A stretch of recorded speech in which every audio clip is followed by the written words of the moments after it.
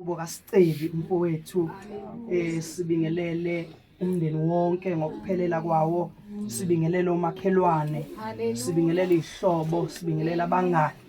bese ke ngokukhulu ukuhlonipha sibingelele uGabisa ubaba wethu esingena naye, sibingelele ubaba umeya uSikhakhane, umeya umhlonishwa umeya uMchunu Macingwane, sibingelele amakhansela onke esingena nabo abaholi bonke ngokuhlukahlukana kwabo nokwegaba, sibingelele ubaba Maphisa oyilungu elihloniphekile lePhalamende, siyambingelela naye egameni lika Jesu. Ebese ngokukhulu ukukhetheka sibingelela amaciko onke akhona ngokuhlukahlukana kwegaba zawo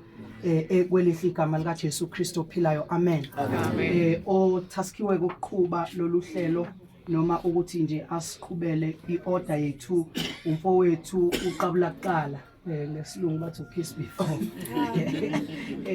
uqabula kuqala